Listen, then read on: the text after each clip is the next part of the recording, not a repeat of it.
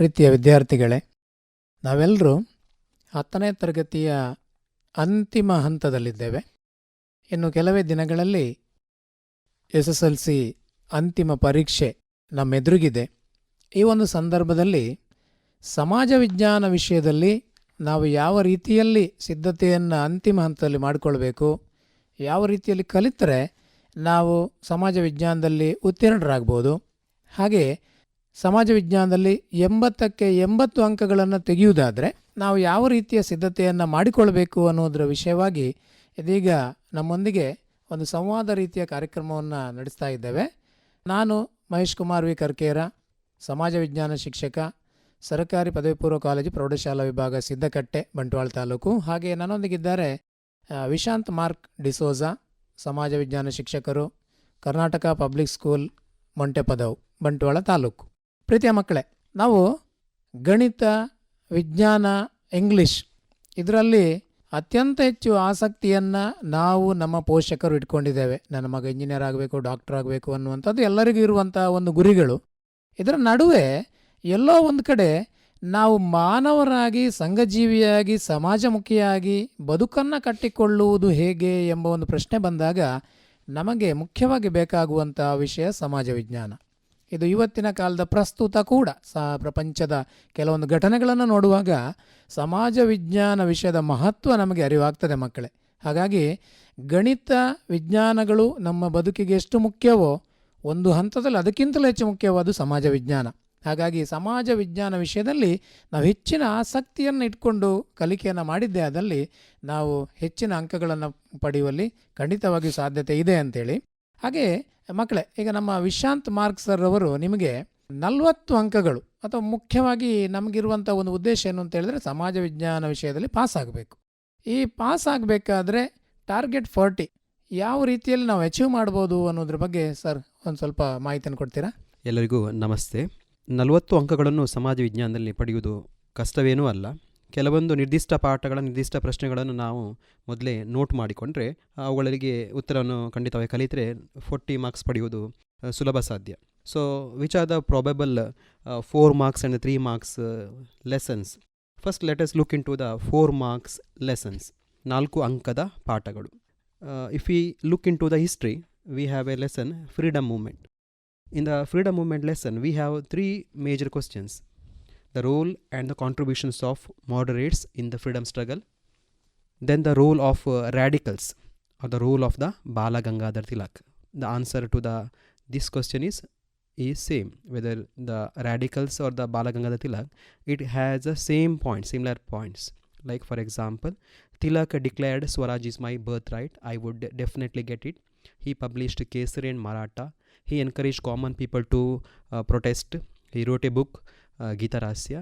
Then he used Ganesha, Shivaji and Durga celebrations. Then he organized people using religious celebration. Then the boycotting of the foreign goods and the partition of Bengal issue was taken to the common people. So in this way we can write the same points to Bala Gangadhar Tilak and radicals. And one more question from this lesson is the role of revolutionaries. So if we study these 3 questions, we are likely to get 4 marks.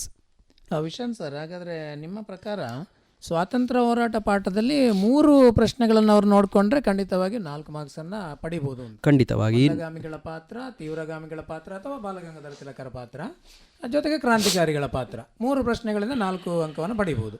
ಖಂಡಿತವಾಗಿ ಈ 3 ಪ್ರಶ್ನೆಗಳಲ್ಲಿ ಒಂದು ಪ್ರಶ್ನೆ ಬಂದೇ ಬಂತದೆ. Next 2ನೇ ಅಧ್ಯಾಯ ಈ 4 ಅಂಕಗಳಿಗೆ ಸಂಬಂಧಪಟ್ಟ ಹಾಗೆ era of Gandhi and the national or freedom movement. So here we need to study a few important questions. The first is the role of Subhash Chandra Bose. So here also we can make short points, like he founded the Congress Socialist Party. He was a president of the Haripur Convention of the Congress. Then he founded Forward Bloc. He was arrested by the British. Then he requested the help of Hitler. He took the leadership of INA. He broadcasted his speech in the Azad Hind radio.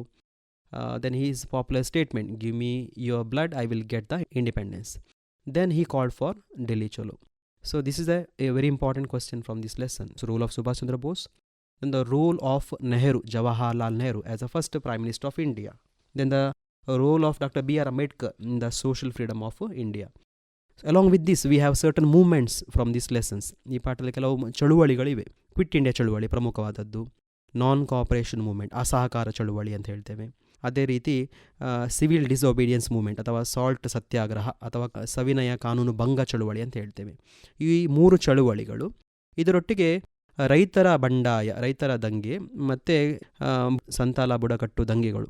So ಇಷ್ಟು ಪ್ರಶ್ನೆಗಳಲ್ಲಿ ಪುನಃ ಮತ್ತೊಂದು 4 ಅಂಕದ ಪ್ರಶ್ನೆ ಬಂದೇ ಬರ್ತದೆ. ಅಂದರೆ ಈ ಅಧ್ಯಾಯದಲ್ಲಿ ರಾಷ್ಟ್ರೀಯ ನಾಯಕರ ಬಗ್ಗೆ ಕೆಲವರ ಬಗ್ಗೆ ತಿಳ್ಕೊಳ್ಬೇಕು. ಉದಾಹರಣೆ ಗಾಂಧೀಜಿ, ಸುಭಾಷ್ ಚಂದ್ರ ಬೋಸ್, ನೆಹರು, ಅಂಬೇಡ್ಕರ್. ಜೊತೆಗೆ ಒಂದಷ್ಟು ಚಳುವಳಿಗಳು ನಡೆದಿದ್ದಾವೆ. ಆ ಚಳುವಳಿಗಳನ್ನು ನೋಡ್ಕೊಳ್ಬೇಕು. ಅಸಹಕಾರ ಚಳುವಳಿ, ಅದರ ಕಾರ್ಯಕ್ರಮ ಬೆಳವಣಿಗೆ, ಸವಿನಯ ಕಾನೂನು ಭಂಗ ಚಳುವಳಿ, ಕ್ವಿಟ್ ಇಂಡಿಯಾ ಚಳುವಳಿ, ರೈತರ ಹೋರಾಟ, ಬುಡಕಟ್ಟು ಬಂಡಾಯ. ಈ ರೀತಿಯಲ್ಲಿ ಒಂದು 9 ಪ್ರಶ್ನೆಗಳನ್ನು ಅವರು ನೋಡಿಕೊಂಡ್ರೆ ಖಂಡಿತವಾಗಿ ಇಲ್ಲಿ ಕೂಡ 4 ಮಾರ್ಕನ್ನು ಪಡೆಯಲಿಕ್ಕೆ ಸಾಧ್ಯತೆ ಇದೆ. In the same way we have few more lessons. Like in the political science, we have a first lesson, the problems of India and their solutions. From this lesson, we can expect one more 4-mark question. Like, what are the measures to improve the status of women? This is a very important question. Measures to improve the status of women. Or how can we control the corruption? Measures to control the corruption. What are the reasons for the unemployment, or the measures for the eradication of unemployment? So these are the likely 4-mark questions from the first lesson of political science. ಹಾಗೆ ಈಗ ರಾಜ್ಯಶಾಸ್ತ್ರದಲ್ಲಿ ಮೊದಲ ಪಾಠವನ್ನು ಅವರು ನೋಡಿಕೊಂಡ್ರೆ, ಭಾರತ ಸಮಸ್ಯೆಗಳು ಮತ್ತು ಪರಿಹಾರೋಪಾಯಗಳು ಪಾಠವನ್ನು ನೋಡಿಕೊಂಡ್ರೆ ಖಂಡಿತವಾಗಿ ಒಂದು 4 ಮಾರ್ಕಿನ ಪ್ರಶ್ನೆಯನ್ನು ನಾವು ನಿರೀಕ್ಷೆ ಮಾಡ್ಬೋದಲ್ವ ಸರ್? ಹೌದು, ಖಂಡಿತವಾಗಿ. ಈಗ ಭೂಗೋಳಕ್ಕೆ ಸಂಬಂಧಪಟ್ಟ ಹಾಗೆ ಯಾವ ಪಾಠಗಳನ್ನು ಹೆಚ್ಚು ನೋಡಿಕೊಂಡ್ರೆ ಅವರು ಸ್ವಲ್ಪ ಹೆಚ್ಚಿನ ಅಂಕವನ್ನು ಪಡೆಯಲಿಕ್ಕೆ ಸಾಧ್ಯ ಇದೆ? In the geography, we have Indian land resources. So from this lesson, we have different types of agriculture or farming. So which are the different kinds of agriculture? This is a very important question. 2 more questions are there. One is the land utilization pattern. So which are the different types of land utilization pattern? Then one more question is there, cropping pattern, or what are the causes for the cropping pattern? So these are the probable 4-mark questions from in this particular lesson. ಭೂ ಸಂಪನ್ಮೂಲಗಳು ಪಾಠಗಳನ್ನು ಅವರು ಸರಿಯಾಗಿ ಈ ರೀತಿಯಲ್ಲಿ ಕಲಿತರೆ ಖಂಡಿತವಾಗಿ ಒಂದು 4 ಅಂಕವನ್ನು ಪಡಿಬಹುದು, ಅದಲ್ಲ ಸರ್? ಹೌದು, ಖಂಡಿತವಾಗಿ. ಭೂಬಳಕೆ ವಿಧಗಳು, ವ್ಯವಸಾಯದ ವಿಧಗಳು, ಮುಂಗಾರು ಮತ್ತು ಹಿಂಗಾರು ಋತುಗಳ ನಡುವಿನ ವ್ಯತ್ಯಾಸ, ಬೆಳೆ ಇಡುವ ಮಾದರಿ, ಇಷ್ಟೇ ಪ್ರಶ್ನೆಗಳಿರುವಂಥದ್ದು. ಸುಲಭದಲ್ಲಿ ಕಲಿಬಹುದು ಅಂತೇಳಿ. We can add 2 more questions here. One is from the Indian forest resources. Here we have to study the conservation of forest. So what are the methods of conservation of forest? So there is one more question from this lesson. Then we have another question from the Indian water resource lesson. So there, what are the objectives of the multi-purpose river valley projects? So this is another 4-mark questions. So if we concentrate on these questions from these 3 particular lessons, we are likely to get 4-mark 1 question. ಭೂಗೋಳದಲ್ಲಿ ಭೂ ಸಂಪನ್ಮೂಲಗಳು, ಹಾಗೆ ಭಾರತ ಜಲ ಸಂಪನ್ಮೂಲಗಳು ಮತ್ತು ಅರಣ್ಯಗಳು, ಈ 3 ಪಾಠಗಳ ಬಗ್ಗೆ ಹೆಚ್ಚು ಗಮನ ಕೊಟ್ಟರೆ ಖಂಡಿತವಾಗಿಯೂ ಹೆಚ್ಚಿನ ಅಂಕವನ್ನು ಅವರು ಪಡೆಯಲು ಸಾಧ್ಯ ಇದೆ, ಅಲ್ವಾ ಸರ್? ಹೌದು, ಖಂಡಿತವಾಗಿ. ಇಷ್ಟು ಪಾಠಗಳು, ಇಷ್ಟು ಮತ್ತು ಆ ಭೂಗೋಳಶಾಸ್ತ್ರದ ಪಾಠಗಳಲ್ಲಿ ಕೇವಲ ಒಂದೊಂದೇ ಪ್ರಶ್ನೆ ಇರುವಂಥದ್ದು. So if you concentrate on these 1 single questions, you are sure to get 4-mark 1 question. ಹಾಗೆ ಇನ್ನು ಸಮಾಜಶಾಸ್ತ್ರ ಇದೆ, ಹಾಗೆ ರಾಜ್ಯಶಾಸ್ತ್ರ ಇದೆ, ಅರ್ಥಶಾಸ್ತ್ರ ಇದೆ, ವ್ಯವಹಾರ ಅಧ್ಯಯನ ಇದೆ. ಇಲ್ಲಿ ಪಾಠಗಳ ಸಂಖ್ಯೆ ಕಡಿಮೆ. ಆ ರೀತಿಯಲ್ಲಿ ನಾವು ಗಮನಿಸುವಾಗ ಯಾವ ಪಾಠವನ್ನು ಹೆಚ್ಚು ನೋಡಿಕೊಂಡ್ರೆ ಅವರು ಹೆಚ್ಚು ಮಾರ್ಕನ್ನು ಪಡೆಯಲಿಕ್ಕೆ ಸಾಧ್ಯ ಇದೆ sir? So in the sociology we have a first lesson, social stratification. So here we have a very important question. What are the legal or the constitutional measures to eradicate the untouchability? This is a very important question which we asked a few times. Then we also have labor lesson. There we have the difference between the organized and the unorganized labors. So these are the very important questions from the sociology. ಇಲ್ಲಿ ಸಮಾಜಶಾಸ್ತ್ರದಲ್ಲಿ ಸಾಮಾಜಿಕ ಸ್ತರವಿನ್ಯಾಸ ಪಾಠವನ್ನು ಮತ್ತು ದುಡಿಮೆ, ಅಲ್ವಾ sir? ಹೌದು, ದುಡಿಮೆ ಪಾಠವನ್ನು ನೋಡಿಕೊಂಡ್ರೆ ಅಲ್ಲಿ ಒಂದು ಕನಿಷ್ಠ 3 ಅಂಕವನ್ನು ಪಡೆಯಲಿಕ್ಕೆ ಸಾಧ್ಯ ಇದೆ. ಮತ್ತು ಸುಲಭ ಇದೆ, ಪರಿಕಲ್ಪನೆಗಳು ತುಂಬ ಸುಲಭವಾಗಿದೆ, ನೆನಪಿಟ್ಕೊಳ್ಳಿಕ್ಕೆ ಸುಲಭದ ಪ್ರಶ್ನೆಗಳು. ಹೌದು. ಇನ್ನು ರಾಜ್ಯಶಾಸ್ತ್ರಕ್ಕೆ ಬಂದರೆ ಅಲ್ಲಿ ಈಗ ಮೊದಲ ಪಾಠವನ್ನು ಗಮನಿಸಿದರೆ, ನಮ್ಮ ಮೊನ್ನೆ ರಾಜ್ಯ ಮಟ್ಟದ ಪೂರ್ವಭಾವಿ ಸಿದ್ಧತಾ ಪರೀಕ್ಷೆಯಲ್ಲಿ 4 ಮಾರ್ಕಿನ ಪ್ರಶ್ನೆಯನ್ನು ಕೇಳಿದ್ದಾರೆ. ಯಾಕೆಂದರೆ ಕಳೆದ ವರ್ಷ ಜಾಗತಿಕ ಸಂಸ್ಥೆಗಳು ಪಾಠ ಇತ್ತು, ಈ ಸಲ ಅದು ಇಲ್ಲದೇ ಇರೋದ್ರಿಂದ ಮೊದಲ ಪಾಠದ 4 ಮಾರ್ಕಿನ ಪ್ರಶ್ನೆಗಳನ್ನು ನಿರೀಕ್ಷೆ ಮಾಡ್ಬೋದಾ ಸರ್? ಶ್ಯೂರ್ಲಿ. ನಾವು ಈಗ ಮೊದಲ ಪಾಠದಿಂದ the problems of India and their solutions we can expect a 4 mark question from this lesson. ಈಗಾಗಲೇ ಮೊನ್ನೆ ರಾಜ್ಯ ಮಟ್ಟದ ಪ್ರಕ್ರಿಯೆಯಲ್ಲಿ ಕೇಳಿದ್ದಾರೆ, what are the measures to improve the status of women. ಇದು ಒಂದು ಪ್ರಶ್ನೆ. ಅದರೊಟ್ಟಿಗೆ what are the methods or measures to control the corruption, or what are the effects of communalism, or how communalism affects the national integration. It can be asked in the indirect way. So here we can expect a 4 mark question from this lesson. Along with these questions, we have 2 more lessons, Indian foreign policy and India's relationship with other countries. So here we can get 3 mark questions. Like from Indian foreign policy, what are the aims and objectives of the Indian foreign policy? Along with that, we also have very important question, Panchashila Principles. So what are the Panchashila Principles, okay, and who signed them? Okay, 2 prime ministers of India and China, they signed these Panchashila Principles. ರಾಜ್ಯಶಾಸ್ತ್ರದಲ್ಲಿ sir, ಹಾಗಾದ್ರೆ 2 ಪಾಠಗಳನ್ನು ಚೆನ್ನಾಗಿ ಓದಿದರೆ ಖಂಡಿತವಾಗಿ ಅವರೊಂದು 7 ಮಾರ್ಕನ್ನು ಪಡಿಬೋದೇನೋ ಅಲ್ವಾ? ಹೌದು, ಖಂಡಿತವಾಗಿ ಪಡ್ಕೊಳ್ಬಹುದು. ಇದರೊಟ್ಟಿಗೆ ಅವರು ಸಾಧ್ಯವಾದರೆ India's relationship with other countries ಅಂತ ಪಾಠ ಉಂಟು. ಇತ್ತೀಚಿನ ದಿನಗಳಲ್ಲಿ ಬಹುಶಃ ನಾವು ಅಂತಾರಾಷ್ಟ್ರೀಯ ವ್ಯವಹಾರಗಳನ್ನು ನಾವು ನೋಡುವಾಗ, ಅಂತಾರಾಷ್ಟ್ರೀಯ ಸಂಬಂಧಗಳನ್ನು ನೋಡುವಾಗ ಹಲವಾರು ಪ್ರಕ್ಷುಬ್ಧ ಸ್ಥಿತಿಗಳಿರುವಂಥ ಕಾಲಘಟ್ಟ. ಹಾಗಾಗಿ the relationship between India and China, relationship between India and Russia, India and USA, and India and Pakistan. If you concentrate on these 4 questions, again 1 questions can be asked. So ಹಾಗೆ ಅರ್ಥಶಾಸ್ತ್ರಕ್ಕೆ ಬಂದರೆ, ಅರ್ಥಶಾಸ್ತ್ರ ಮಕ್ಕಳಿಗೆ ಸ್ವಲ್ಪ ಕಷ್ಟ ಅಂತ ಹೇಳ್ತಾರೆ ಅವರು. ಯಾಕಂದರೆ ಈ ಪರಿಕಲ್ಪನೆಗಳು ಭಾಳ ಸುಲಭದಲ್ಲಿ ಅವರಿಗೆ ಅರ್ಥ ಆಗೋದಿಲ್ಲ. ಇತಿಹಾಸ, ಸಮಾಜಶಾಸ್ತ್ರದಷ್ಟು ಸರಳವಾಗಿ ಅದನ್ನು ಅರ್ಥ ಮಾಡಿಸ್ಕೊಳ್ಳೋದು ಕಷ್ಟ ಅಂತ ಮಕ್ಕಳದೊಂದು ಅಭಿಪ್ರಾಯ ಇದೆ. ಹಾಗಿರುವಾಗ ಈಗ ಅರ್ಥಶಾಸ್ತ್ರದಲ್ಲಿ ಯಾವ ಪಾಠವನ್ನು ಅವರು ಸರಿಯಾಗಿ ಗಮನಿಸಬಹುದು ಅಂದರೆ ಅವರಿಗೆ ಕಲಿಕೆಗೆ ಸುಲಭ ಇರುವಂಥದ್ದು, ಮತ್ತು ಪರೀಕ್ಷಾ ದೃಷ್ಟಿಯಿಂದ ಹೆಚ್ಚು ಅಂಕವನ್ನು ಯಾವ ಪಾಠದಿಂದ ನಿರೀಕ್ಷೆ ಮಾಡ್ಬೋದು? ಅರ್ಥಶಾಸ್ತ್ರಕ್ಕೆ ಬಂದಾಗ ವಿ ಹ್ಯಾವ್ ಇಲ್ಲಿ 2 ಪಾಠಗಳಿವೆ, ಒಂದು ಡೆವಲಪ್ಮೆಂಟ್, ಇನ್ನೊಂದು ರೂರಲ್ ಡೆವಲಪ್ಮೆಂಟ್. ಅವರು ರೂರಲ್ ಡೆವಲಪ್ಮೆಂಟ್ ಪಾಠವನ್ನು ತೆಗೆದುಕೊಂಡು ಅದಕ್ಕೆ ಫುಲ್ ಕಾನ್ಸಂಟ್ರೇಟ್ ಮಾಡಿದರೆ ಅವರು ಡೆವಲಪ್ಮೆಂಟ್ ಪಾಠವನ್ನು 3 ಅಂಕಗಳಿಗೆ ಸ್ವಲ್ಪ ನಿರ್ಲಕ್ಷ್ಯ ಮಾಡಿದರೂ ಪರವಾಗಿಲ್ಲ. ಯಾರಿಗೆ ಹೇಳಿದರೆ ಈ ಸ್ಲೋ ಲರ್ನರ್ಸ್ ಮಕ್ಕಳಿಗೆ. So in the rural development lesson we can concentrate on a few questions, okay, and we can surely get a 3 mark question. So first is what is the importance of rural development? Second thing is what are the key features of Panchayat Raj system of India?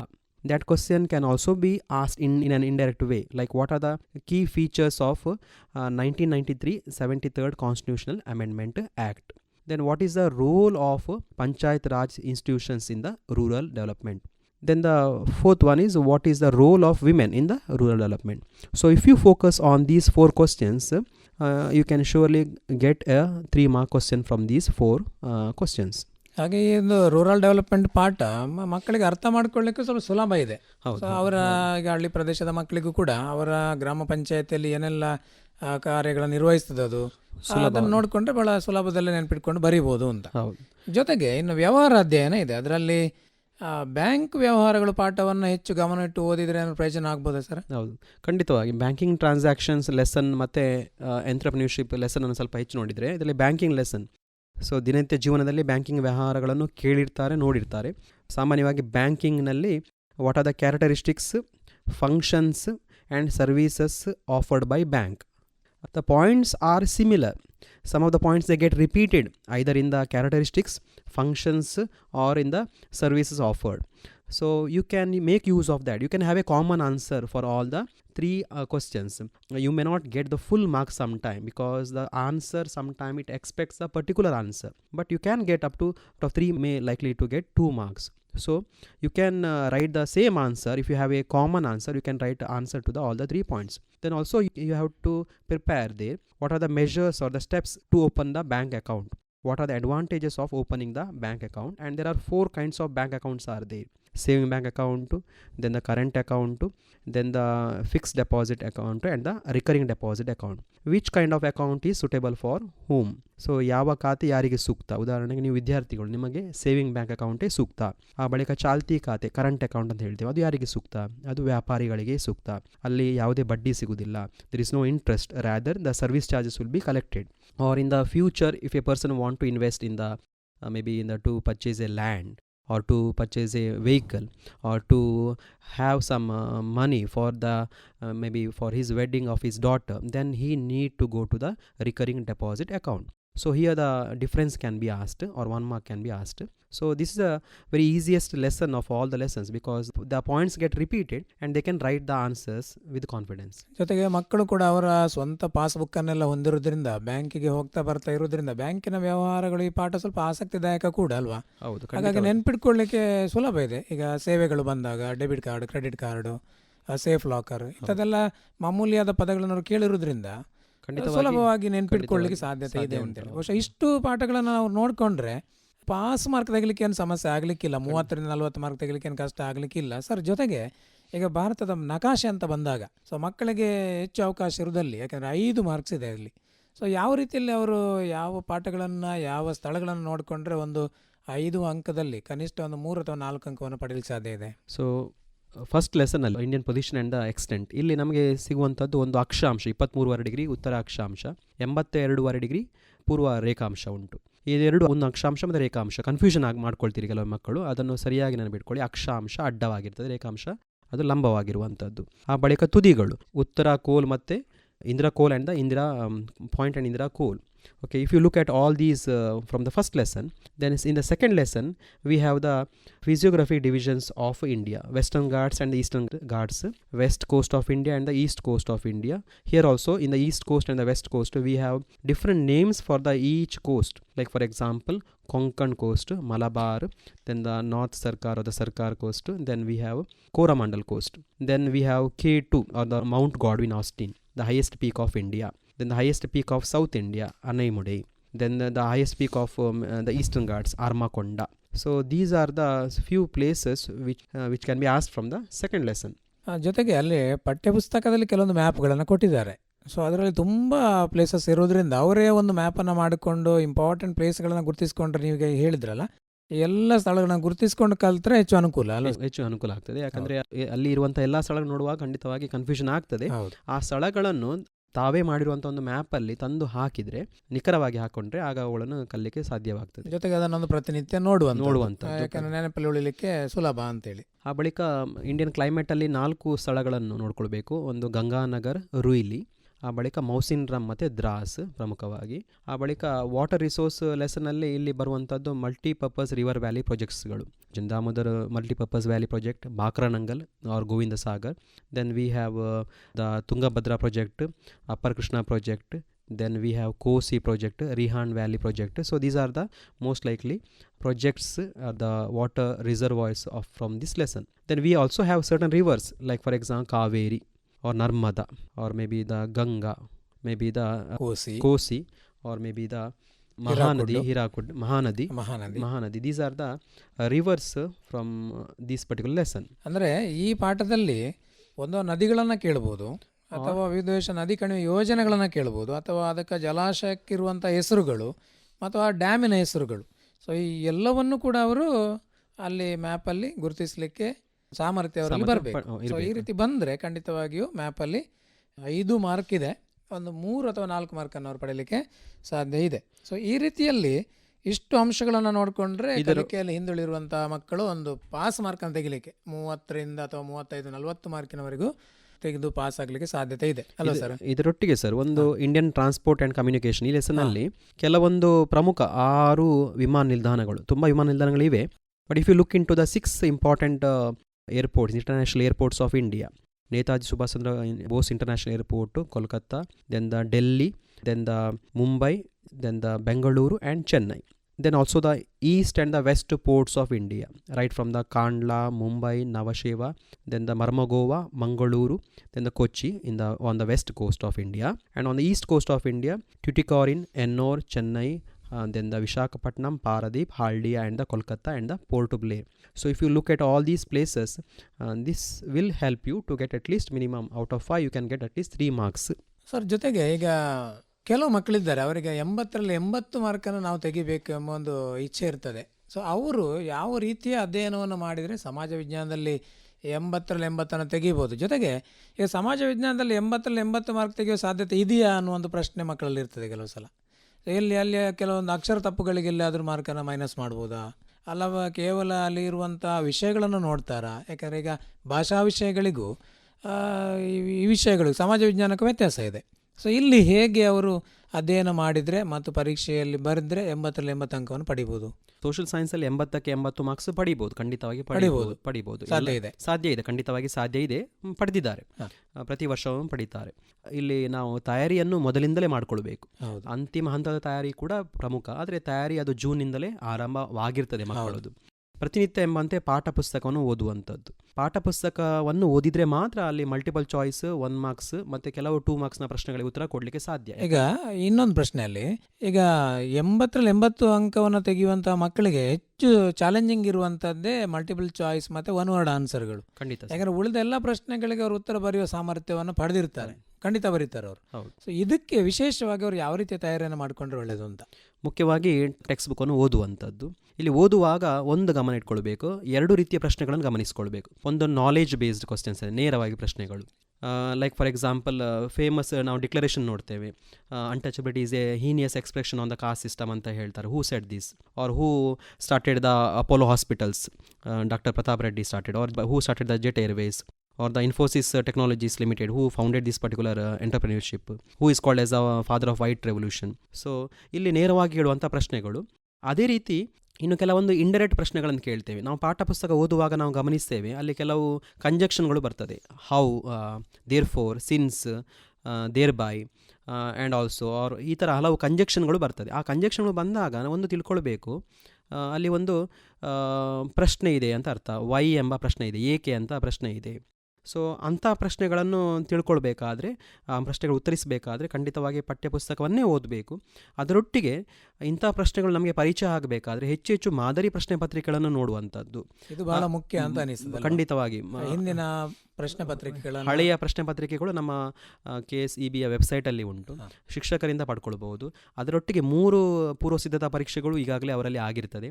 ಅಲ್ಲಿ ಕೇಳಿರುವಂಥ ಪ್ರಶ್ನೆಗಳು ಯಾವ ಪಾಠದಿಂದ ಹೇಗೆ ಕೇಳಿದ್ದಾರೆ, so ಅವುಗಳನ್ನು ಕಲಿಯುವಂಥದ್ದು, ಮನನ ಮಾಡ್ಕೊಳ್ಳುವಂಥ, ಮತ್ತು ಇವುಗಳನ್ನು ಬರ್ಕೊಳ್ಳೋದು ಕೂಡ ಅಷ್ಟೇ ಮುಖ್ಯ. ಉದಾಹರಣೆಗೆ ಇಂಪಾರ್ಟೆಂಟ್ ಮೂಮೆಂಟ್ಗಳು, ಇಂಪಾರ್ಟೆಂಟ್ ಅಗ್ರಿಮೆಂಟ್ಸ್ಗಳು, important entrepreneurships, persons and their different titles, important treaties or the important news papers or the books which were written by different persons, different articles like article 51, article 17, article 21A, then the important organizations like Brahma Samaj, Pratana Samaj, Satyasojak Samaj, Arya Samaj, Theosophical Society, the difference between the different kinds of differences like Western Ghats, Eastern Ghats, West Coast, East Coast, then some of the first in India, like for example maybe the first European to come to India, first Governor General of India, first Viceroy, first Law Minister, ಈ ಥರ. or the maybe the some of the titles like for example which is called as the Queen of Arabian Sea, or which is called as the Silicon City of India, or maybe the Gateway of Karnataka. For example, rivers and their birth, ನದಿಗಳು ಅವುಗಳ ಉಗಮ ಸ್ಥಾನ, river Kosi, it is called as the Sorrow of Bihar. So in this way you have to look into the each and every lesson, each and every sentence, and you have to prepare meticulously from the beginning of the month, from the academic year, and you have to prepare well in advance to get 80 out of 80. ಒಟ್ಟಿನಲ್ಲಿ ಪ್ರತಿನಿತ್ಯ ಈ ರೀತಿ ಪಾಠದ ಪ್ರಮುಖ ಅಂಶಗಳನ್ನೆಲ್ಲ ಪಟ್ಟಿ ಮಾಡ್ಕೊಂಡು ಅಧ್ಯಯನ ಮಾಡ್ತಾ ಇದ್ರೆ ಖಂಡಿತವಾಗಿ 80 ಅಂಕವನ್ನು ಪಡಿಬಹುದು. ಖಂಡಿತ. ಸರ್ ವಿಶಾಂತ್ ಸರ್, ಈಗ ಕೊನೆಯದಾಗಿ, ಈಗ ಮಕ್ಕಳೆಲ್ಲ ತಯಾರಾಗಿದ್ದಾರೆ ಪರೀಕ್ಷೆಗೆ. ಸೊ ಪರೀಕ್ಷೆಯನ್ನು ಬರೆಯೋದು ಕೂಡ ಅಷ್ಟೇ ಮುಖ್ಯ. ಆ 3 ಗಂಟೆಯನ್ನು ಅವರು ಯಾವ ರೀತಿಯಲ್ಲಿ ವ್ಯವಸ್ಥಿತವಾಗಿ ಬರೀಬೋದು ಅಂತ ಸ್ವಲ್ಪ ಕೀ ಪಾಯಿಂಟ್ಸನ್ನು ಅವ್ರಿಗೆ ಹೇಳ್ಕೊಡಿ ಸರ್. ಖಂಡಿತವಾಗಿ. ನಾವೀಗ ಎಲ್ಲೋ ಒಂದು ಕಡೆ ಶಾಪಿಗೆ ಎಲ್ಲೋ ಹೋಗುವಾಗ ನಾವು ಮೊದಲು ನೋಡುವಂಥದ್ದು ಅಲ್ಲಿರುವಂಥ ಆಕರ್ಷಕವಾದ ವಸ್ತು. ಯಾವುದೋ ಒಂದು ವಸ್ತು ತಗೊಳ್ಳುವಾಗ ನಾವು ಅದರ ಹೇಗೆ ಅದನ್ನು ಪ್ರೆಸೆಂಟ್ ಮಾಡಿದ್ದೇವೆ ಅಂತ ನೋಡ್ತೇವೆ. ಸೊ ಅದೇ ರೀತಿ ನಮ್ಮ ಆನ್ಸರ್ ಕೂಡ ಅಷ್ಟೇ ಮುಖ್ಯವಾಗಿ ಒಳ್ಳೆ ರೀತಿಯಲ್ಲಿ ಪ್ರೆಸೆಂಟ್ ಆಗಿರಬೇಕು. We have to present it neatly. ಆನ್ಸರ್ಗಳನ್ನು ಸ್ಪಷ್ಟವಾಗಿ ನಿಖರವಾಗಿ ಬರೆಯುವಂಥದ್ದು, ಯಾವುದೇ ಫಸ್ಟಿಂದ ಲಾಸ್ಟ್ ಪೇಜ್ ತನಕ ಯಾವುದೇ ಗೊಂದಲಗಳು, ಯಾವುದೇ ಸ್ಕ್ರಿಬ್ಲಿಂಗ್ ವರ್ಕ್, ಓವರ್ ರೈಟಿಂಗ್ ಮಾಡದೇ ಇರುವಂಥದ್ದು, ಪಾಯಿಂಟ್ಸ್ಗಳನ್ನು ಹಾಕಿಕೊಂಡು ಆದಷ್ಟು ಬರೀಬೇಕು. ಸಮಾಜ ವಿಜ್ಞಾನದಲ್ಲಿ, ಸೋಷಿಯಲ್ ಸೈನ್ಸಲ್ಲಿ ನಾವು ಪಾಯಿಂಟ್ಸ್ ಹಾಕ್ಕೊಂಡೇ ಬರೀಬೇಕು. We have to write in points. 2 ಮಾರ್ಕ್ಸಿಗಾದರೆ ನಾವು ಸಾಮಾನ್ಯವಾಗಿ 2 ವಾಕ್ಯಗಳು ಅಥವಾ ಕೆಲವೊಮ್ಮೆ 4 ಪಾಯಿಂಟ್ಸ್ ಬರೀತೀವಿ. 3 ಮಾರ್ಕ್ಸಿಗಾದರೆ 6 ಪಾಯಿಂಟ್ಸ್ಗಳು. ಇಲ್ಲಿ ಒಂದು ವಿದ್ಯಾರ್ಥಿಗಳಿಗೆ ಕಿವಿ ಮಾತು ಹೇಳಿದರೆ, ಉತ್ತರಗಳಲ್ಲಿ ಪಾಯಿಂಟ್ಸ್ಗಳು ಹೆಚ್ಚುವರಿ ಇದ್ದರೆ ನೀವು ಹೆಚ್ಚುವರಿ ಪಾಯಿಂಟ್ಸನ್ನು ಬರೆದರೆ ಇನ್ನೂ ಹೆಚ್ಚು ಉತ್ತಮ. ಯಾಕಂದರೆ ಎಲ್ಲೋ ಒಂದು ಕಡೆ ನಮ್ಮ ಪಾಯಿಂಟ್ಸ್ ತಪ್ಪಾಗಿರ್ಬೋದು, ನಮಗೆ ಗೊತ್ತಿಲ್ಲದೆ. ಆಗ ಆ ತಪ್ಪಾದ ಪಾಯಿಂಟ್ಸ್ನ ಮಾರ್ಕ್ಸನ್ನು ಕಳ್ಕೊಳ್ಳುವಂತಹ ಸಂದರ್ಭದಲ್ಲಿ ಆ 1 ಹೆಚ್ಚುವರಿ 2 ಹೆಚ್ಚುವರಿ ಬರೆದಂಥ ಪಾಯಿಂಟ್ಸ್ಗಳು ನಮ್ಮ ನೆರವಿಗೆ ಬರ್ತದೆ. ಸೊ ಪ್ರತಿ ಉತ್ತರದಲ್ಲಿ ಕೂಡ ನಾವು ಕೆಲವು ಕೀ ಪಾಯಿಂಟ್ಸ್ಗಳನ್ನು, ಉದಾಹರಣೆಗೆ ಗೀತಾ ರಹಸ್ಯ, ಇದನ್ನು ಅಂಡರ್ಲೈನ್ ಮಾಡುವಂಥದ್ದು, ಸಂವಾದ ಕೌಮುದಿಯನ್ನು ಅಂಡರ್ಲೈನ್ ಮಾಡುವಂಥದ್ದು. ಸೊ ಈ ರೀತಿಯಲ್ಲಿ ಆ ಆನ್ಸರ್ ಪ್ರೆಸೆಂಟೇಷನ್ ಕೂಡ ಭಾರಿ ಮುಖ್ಯ. ಆ ಬಳಿಕ ಮುಖ್ಯ ಪ್ರಶ್ನೆ ಸಂಖ್ಯೆ ಮತ್ತು ಪ್ರಶ್ನೆ ಸಂಖ್ಯೆಯನ್ನು ಸ್ಪಷ್ಟವಾಗಿ ಹಾಕುವಂಥದ್ದು. ಮ್ಯಾಪಲ್ಲಿ ಕೆಲವೊಮ್ಮೆ ಏನಾಗ್ತಾ ಹೇಳಿದರೆ ಮ್ಯಾಪನ್ನು ಗುರುತಿಸುವುದಿಲ್ಲ. ಅಲ್ಲಿ ಡಾಟ್ ಹಾಕಿ ಗುರುತಿಸುವುದಿಲ್ಲ. ಸ್ಥಳಗಳನ್ನು ಡಾಟ್ ಹಾಕಿ ಗುರುತಿಸಬೇಕು. ನದಿಗಳ ಹರಿವಿನ ಪಾತ್ರ, the river course we have to show. And there should be a source, ಅಲ್ಲಿ ಒಂದು ಆರಂಭ ಇರಬೇಕು. And the river should meet the or confluence the sea. So ಇದನ್ನು ಗಮನಿಸಿಕೊಳ್ಬೇಕು. Then we can also locate the peaks like K2 or mount Godwin Austen or other peaks by using a triangle or a dot. So in this way, if we present the paper neatly, surely it carries weightage and we can get 80 out of 80. So ಈ ರೀತಿಯಲ್ಲಿ ಪರೀಕ್ಷೆಗೆ ಸಿದ್ಧತೆಯನ್ನು ಮಾಡಿಕೊಳ್ಳೋದು ಮಾತ್ರ ಅಲ್ಲ, ಪರೀಕ್ಷೆಯನ್ನು ಬರೆಯುವಲ್ಲಿ ಕೂಡ 3 ಗಂಟೆನ ವ್ಯವಸ್ಥಿತವಾಗಿ ಪ್ಲ್ಯಾನ್ ಪ್ರಕಾರ ಮಾಡಿಕೊಂಡು ಚೆನ್ನಾಗಿ ಬರೆದ್ರೆ ಖಂಡಿತವಾಗಿ ಸಮಾಜ ವಿಜ್ಞಾನದಲ್ಲಿ 80ಕ್ಕೆ 80 ಅಂಕಗಳನ್ನು ಪಡಲಿಕ್ಕೆ ಸಾಧ್ಯ ಇದೆ. ಖಂಡಿತ ಸರ್. ಸೊ ಈ ರೀತಿಯಲ್ಲಿ ನಮ್ಮ ಮಕ್ಕಳೆಲ್ಲರೂ ಕೂಡ ಪ್ರಯತ್ನವನ್ನು ಮಾಡಲಿ, ಮುಂದಿನ ಪರೀಕ್ಷೆಯಲ್ಲಿ ಅವರು ಅತ್ಯುತ್ತಮವಾದ ಅಂಕವನ್ನು ಪಡೀಲಿ ಅಂತ ಹೇಳ್ತಾ ಎಲ್ಲ ಮಕ್ಕಳಿಗೆ ಮುಂದಿನ ಪರೀಕ್ಷೆಗೆ ಶುಭವನ್ನು ಹಾರೈಸ್ತಾ ಈ ಕಾರ್ಯಕ್ರಮವನ್ನು ಇಲ್ಲಿಗೆ ಮುಗಿಸುವ. ಈ ಕಾರ್ಯಕ್ರಮದಲ್ಲಿ ಉತ್ತಮವಾದಂಥ ಮಾಹಿತಿಯನ್ನು ವಿಶಾಂತ್ ಸರ್ ನೀವು ಕೊಟ್ಟಿದ್ದೀರಿ, ನಿಮಗೆ ಧನ್ಯವಾದವನ್ನು ಸಲ್ಲಿಸ್ತೇವೆ. ನಿಮಗೂ ಧನ್ಯವಾದ ಸರ್. ವಂದನೆಗಳು.